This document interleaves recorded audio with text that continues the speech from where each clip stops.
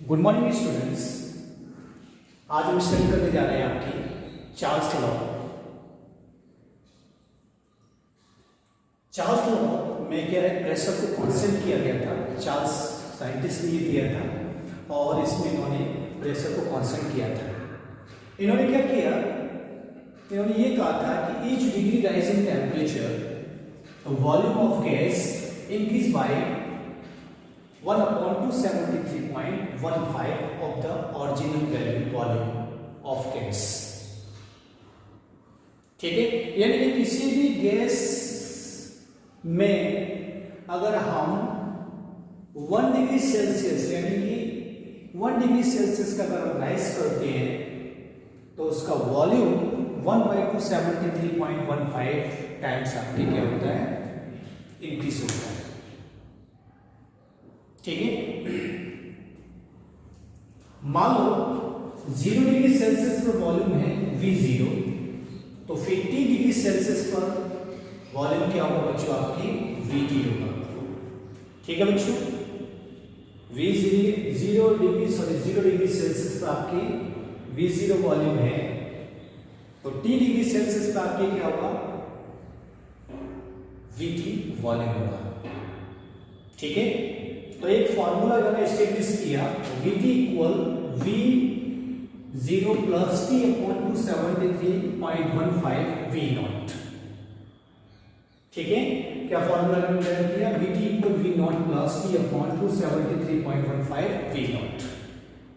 Okay, LCM दिया बच्चों, तो ये वैल्यूज आपकी इसमें आ गई। ठीक है, आगे कैलकुलेट किया, कैलकुलेट करके आपकी इससे से रिलेशन आता है VT अपॉन V0 इक्वल, देखिए 273.15 प्लस T है, तो ये क्या हो गया, temperature at T degree Celsius upon T0। ठीक है, तो वॉल्यूम का देखिए डायरेक्टली रिलेशन आ रहा है इसमें टेम्परेचर से, उसके एब्सोल्यूट टेम्परेचर से। ठीक है, तो इस रिलेशन को देखते हुए उन्होंने अपना स्टेटमेंट दे दिया, और वो स्टेटमेंट क्या था बच्चों आपकी, कि at constant pressure the volume of a fixed amount of gas is directly proportional to its absolute temperature. ठीक है, directly proportional to its absolute temperature. तो ये था बच्चों आपके चार्ल्स लॉ। इन्होंने ग्राफ प्लॉट किए थे वॉल्यूम और टेम्परेचर में। टेम्परेचर किस में रहेंगे बच्चों, केल्विन में यूज करेंगे। वॉल्यूम और टेम्परेचर में हमने ग्राफ प्लॉट किए थे। ठीक है, तो वॉल्यूम और टेम्परेचर का डायरेक्टली क्या रिलेशन है, तो ग्राफ बच्चों आपके किस तरह से है, किस तरह से आएगा। ठीक है, तो ये था आपके P1, थोड़ा ग्राफ ऊपर आ जाएगा, ये हो जाएगा आपका P2 और ये हो जाएगा आपके इस तरह से P3। ठीक है, प्रेशर P1 पर आपकी ग्राफ इस तरह से है, इसमें रिलेशन किस तरह से होगा आपकी, P1 is greater than P2 is greater than P3।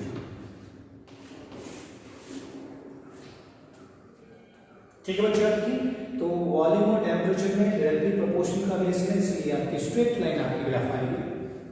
Pressure P1 ज्यादा है, थोड़ा आपकी क्या वॉल्यूम कम होगा कि नहीं होगा, प्रेशर ज्यादा है तो वॉल्यूम क्या हो जाता है, कम होता है कि नहीं होता है, इसलिए कम आपके इसमें सूट किया गया है। ये रिलेशन आएगा आपकी, प्रेशर P1 पर ये ग्राफ है स्ट्रेट लाइन, P2 पर ये और P3 पर आपकी। ठीक है, थोड़ा डिस्कशन कर लीजिए, आगे बढ़ते हैं।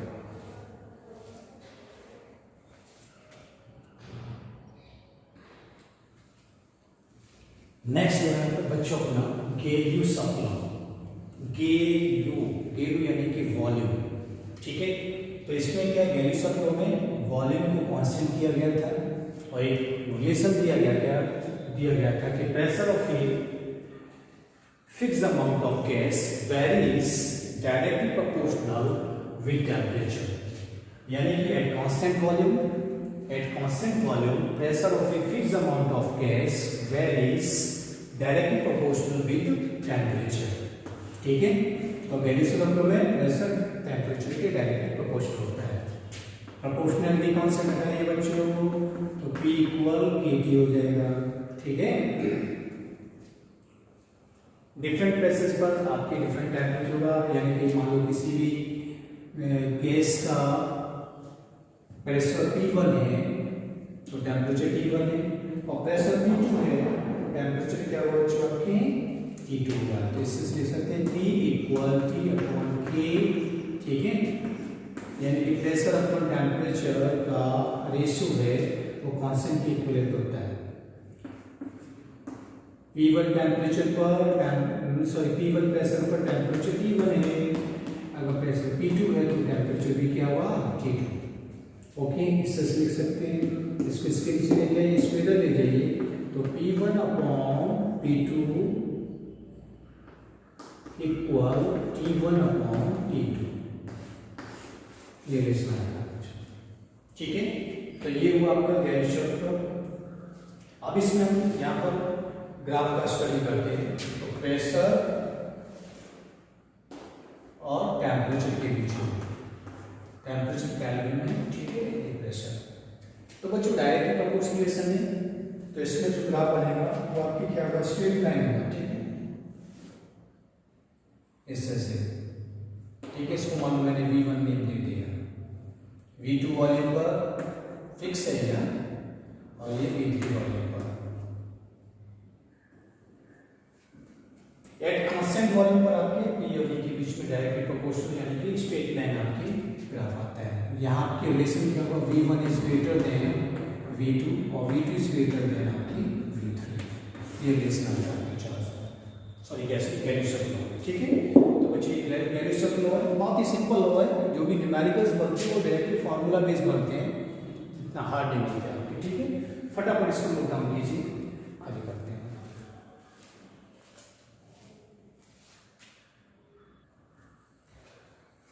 नेक्स्ट टॉपिक है बच्चों अपनी ideal gas equations, ideal gas equation, ठीक है। आइडियल गैस इक्वेशन स्टडी करने से पहले हमें मालूम होना चाहिए कि आइडियल गैस का मतलब क्या होता है, ठीक है। यानी कि ऐसी गैस या जो कि आपके तीनों ही लॉज को फॉलो करती हो।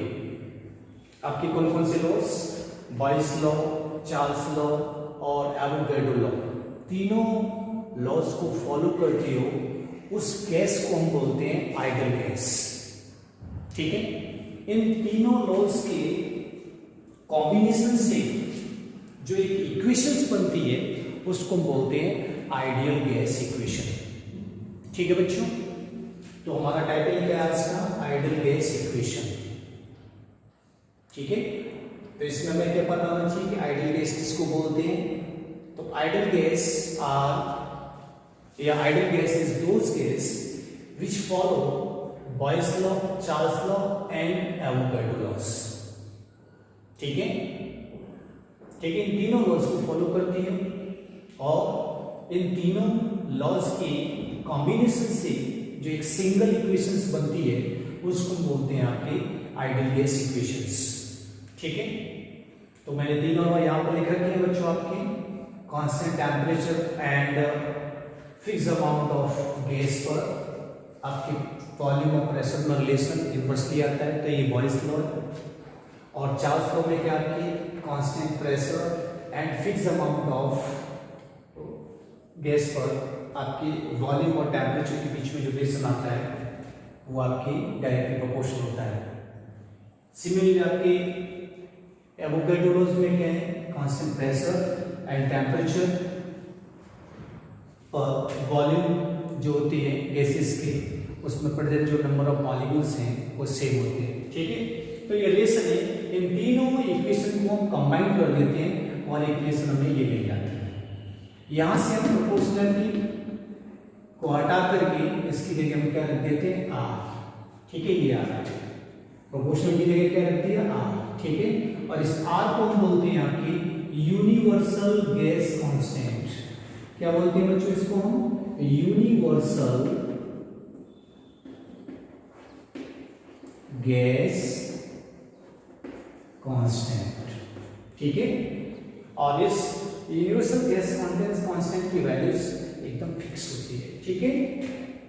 P को इधर लेके गए तो PV इक्वल nRT। तो ये हमारा जो फॉर्मूला बना वो है आपके आइडियल गैस इक्वेशन, जो कि 3 लॉज के कॉम्बिनेशन से बनाया गया है। ठीक है, अब देखिए यूनिवर्सल गैस कांस्टेंट की वैल्यूज आपकी फिक्स होती है। ठीक है, अगर किलो जूल पर मोल्स में लेंगे हम तो R की वैल्यू 8.314 होगी। ठीक है, अगर न्यूमेरिकल में आपके किलो जूल पर मोल्स में अगर हमें कैलकुलेट करना है तो R की वैल्यू क्या होगी 8.314। और अगर हमें मान लो लीटर एटीएम केल्विन इनवर्स पर मोल इनवर्स में लेनी है, यानी कि लीटर एटीएम में लेनी है तो 0.821 मल्टीप्लाई 10⁻³ इसकी वैल्यूज होगी।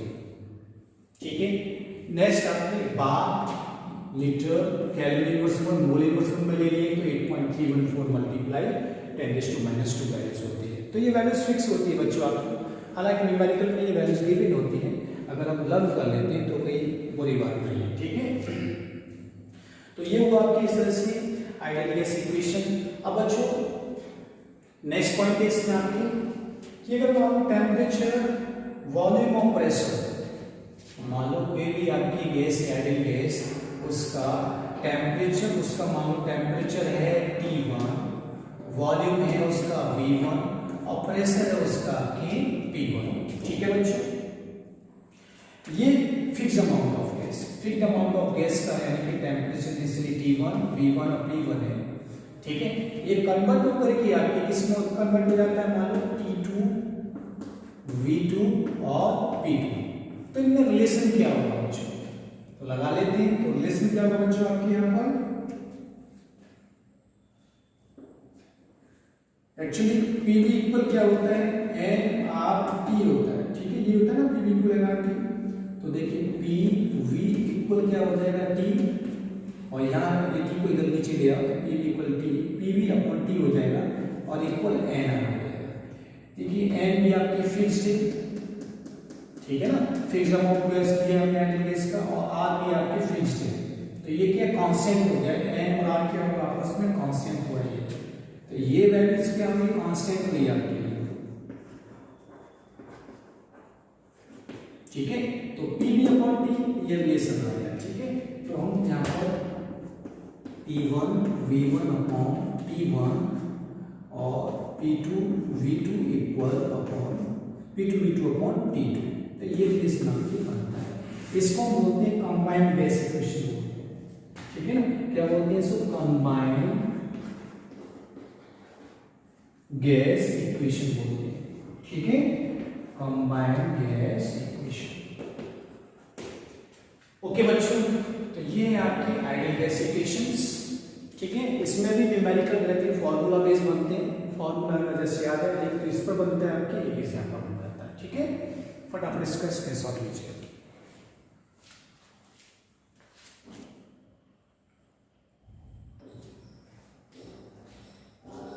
बच्चों नेक्स्ट टॉपिक अपना density and molar mass of A gaseous substance. ठीक है, density and molar mass of A gaseous substance. अभी हमने रिसेंटली स्टडी किया PV इक्वल nRT होता है गैसियस आइडियल गैस इक्वेशन का फॉर्मूला। ठीक है, तो PV की जगह हम मास अपॉन डेंसिटी। ठीक है, वॉल्यूम ऑफ गैस है तो mass of gas and density upon gas. ठीक है, मास अपॉन डेंसिटी रखा हमने। ये क्या है, number of moles of gaseous substance है, तो उसकी जगह हमने रखा mass of gaseous substance upon molar mass of gaseous substance RT। ठीक है, m से m कट हो जाएगा बच्चों, ये जो m है, m से m है वो आपके कट हो जाएगा मास से मास। ठीक है, तो P by T RT by mw। ठीक है, ये हो जाएगा। यहाँ पर हमने डेंसिटी को सब्जेक्ट बनाया तो आपकी क्या हो जाएगा, D equal PMW upon RT। तो ये फॉर्मूला आपके यहाँ पर आता है। ठीक है, तो density of pressure, molecular weight of gaseous substance और टेम्परेचर में आपके रिलेशन आता है। डायरेक्टली आपके इस पर क्वेश्चन जो बनते हैं वो फॉर्मूला बेस्ड बनते हैं, बहुत इजी होते हैं बच्चों। ओके, चलिए नेक्स्ट लेक्चर में मिलते हैं। Thank you.